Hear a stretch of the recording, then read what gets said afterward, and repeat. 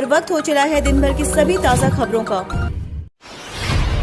प्रियंका गांधी ने सीएम योगी से पूछा 4 लाख नौकरी कब दी, बीजेपी ने दिया ये जवाब। उत्तर प्रदेश में योगी आदित्यनाथ के राज में कितने लोगों को सरकारी नौकरी मिली, इस बात पर प्रियंका गांधी और बीजेपी में ठन गई।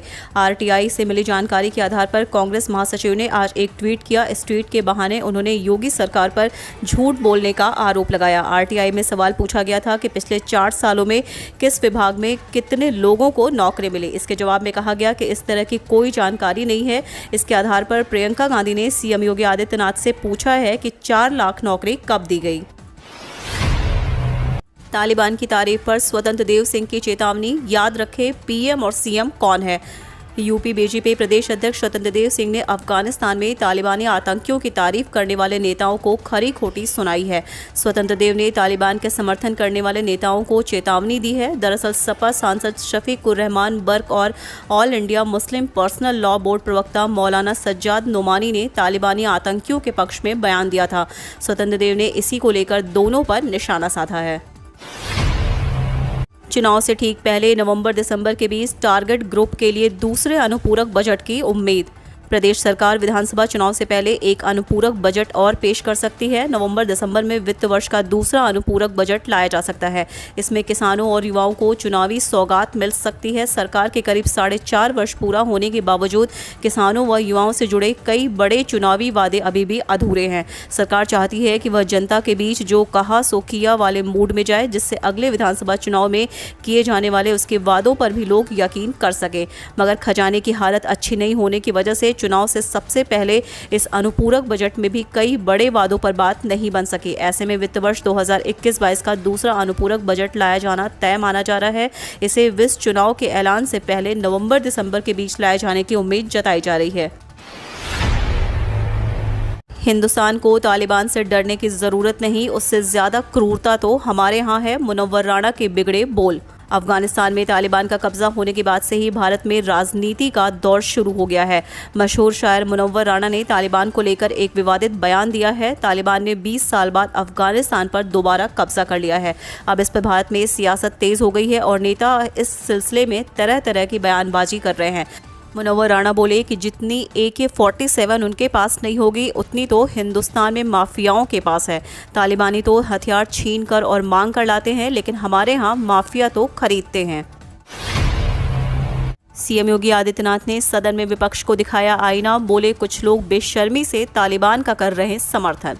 मुख्यमंत्री योगी आदित्यनाथ ने कई मुद्दों पर विपक्ष पर तीखा हमला किया। इस दौरान उन्होंने यह भी कहा कि विपक्ष के लोग बेशर्मी के साथ अफगानिस्तान में उस तालिबान का समर्थन कर रहे हैं जो महिलाओं और बच्चों के साथ क्रूरता कर रहे हैं।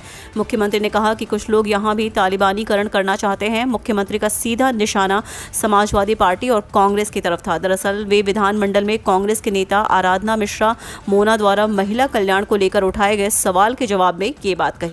आपका कोई क्वेश्चन हो या फिर डाउट या फिर किसी सवाल का कॉन्सेप्ट या बोर्ड का कोई क्वेश्चन हो या फिर जेईई नीट का, आपके सारे सवालों का जवाब देगा आपका अपना फिलो ऐप। आपको ये ऐप जो है 24/7 आपको जवाब देने वाला है, सिर्फली 3 इजी स्टेप को फॉलो करके। आपको प्ले स्टोर पर जाना या फिर डिस्क्रिप्शन बॉक्स पे लिंक मिल जाएगी, वहाँ से डाउनलोड करके आप अपने मोबाइल नंबर से इसमें साइन अप कर लीजिएगा। इसके बाद आप इसमें फ़ोटो खींच के अपने क्वेश्चन का अपलोड कर दीजिए। आपको अपलोड करते ही आपको 60 सेकेंड के अंदर आपको इंडिया के टॉप फैकल्टी से जोड़ देगा।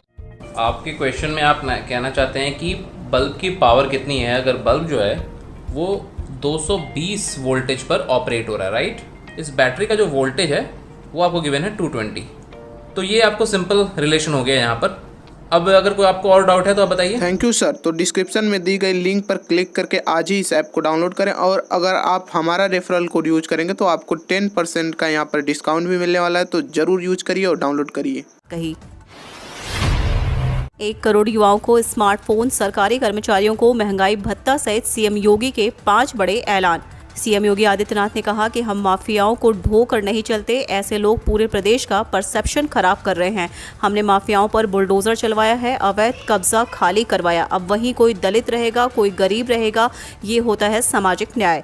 मुख्यमंत्री योगी आदित्यनाथ ने मंगलवार को यूपी विधानसभा में अनुपूरक बजट भाषण के दौरान 5 बड़े ऐलान किए। इनमें प्रतियोगी परीक्षाओं की तैयारी कर रहे युवाओं के लिए सरकारी भत्ता, 1 करोड़ युवाओं को स्मार्टफोन, माफियाओं से खाली कराई जमीन पर गरीबों के लिए आवास, सरकारी कर्मचारियों को महंगाई भत्ता, वकीलों की सुरक्षा निधि में इजाफा शामिल है।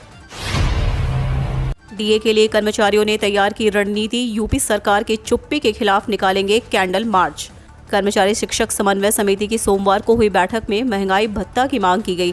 कर्मचारियों का कहना था कि केंद्र सरकार ने जुलाई 2021 से बढ़ा डीए और डीआर देने की घोषणा कर दी है, लेकिन प्रदेश में सरकार इस पर मौन है। उन्होंने इस पर नाराजगी जताते हुए सोमवार को जागरूकता अभियान की भी शुरुआत की, जो 25 अगस्त तक चलेगा। सरकारी नौकरियों पर प्रियंका ने उठाया सवाल। भाजपा ने कहा, हड़पी हुई जमीन का क्षेत्रफल नहीं, सरकारी नौकरियों की संख्या है।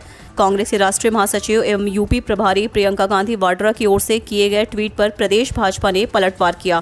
प्रियंका गांधी वाड्रा ने बुधवार को ट्वीट कर सरकार के दावे पर सवाल खड़ा किया था। उन्होंने ट्वीट कर कहा कि प्रदेश में 4 लाख नौकरियां दी हैं तो नौकरियों का ब्यौरा भी होगा, लेकिन सरकार ने जवाब आया कि ऐसी कोई सूचना उपलब्ध नहीं है। उन्होंने लिखा कि विधानसभा सत्र चल रहा है, प्रदेश के युवा जानना चाहते हैं कि 4 लाख नौकरियां किन किन विभागों में कब दी गई।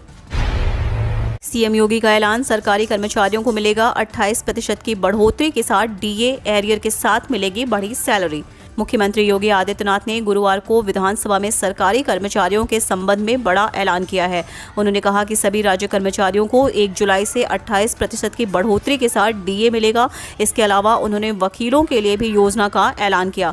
अधिवक्ताओं को अब सामाजिक सुरक्षा के तहत 5 लाख मिलेंगे, पहले मिलते थे 1.5 लाख। कर्मचारियों और पेंशनर्स को अब 28% डीए व डीआर मिलने लगेगा। अभी यह 17% है। जनवरी 2020, जुलाई 2020 तथा जनवरी 2021 में देय महंगाई भत्ते का लाभ 1 अगस्त को मिलने वाले जुलाई माह के वेतन के साथ जुड़ जाएगा। राज्य के करीब 15 लाख कर्मचारियों व शिक्षकों के साथ ही करीब 12 लाख पेंशनर्स को बढ़े दर पर डीए, डीआर दिए जाने पर राज्य सरकार के खजाने पर करीब 6,500 करोड़ रुपए सालाना का व्यवहार बढ़ेगा। यूपी विधानसभा के सामने सपा विधायकों ने सिर पर एलपीजी सिलेंडर रखकर किया प्रदर्शन, लगाया सब्जी का ठेला। यूपी विधानमंडल के मानसून सत्र के तीसरे दिन आज सदन में अनुपूरक बजट पर चर्चा हो रही है, लेकिन उसके पहले ही विधानसभा के बाहर विपक्ष के विधायकों ने सरकार के खिलाफ प्रदर्शन किया है। महंगाई के मुद्दे पर समाजवादी पार्टी के विधायकों ने विधानसभा के सामने सिर पर एलपीजी सिलेंडर रखकर और सब्जी का ठेला लगाकर विरोध प्रदर्शन किया। विधायकों ने सरकार पर हर मोर्चे पर फेल रहने का आरोप लगाते हुए कहा कि सरकार सिर्फ जनता को गुमराह कर रही है। सपा के विधायक राजपाल कश्यप सिर पर सिलेंडर लेकर विधानसभा पहुंचे। उन्होंने सरकार पर महंगाई को बेकाबू हो जाने देने का आरोप लगाया। हम रोज ऐसी ही न्यूज लाते रहेंगे। सब्सक्राइब नहीं किया है तो फटाफट सब्सक्राइब कर ले, साथ ही बेल आइकन को दबा दे ताकि कोई भी अपडेट मिस ना हो।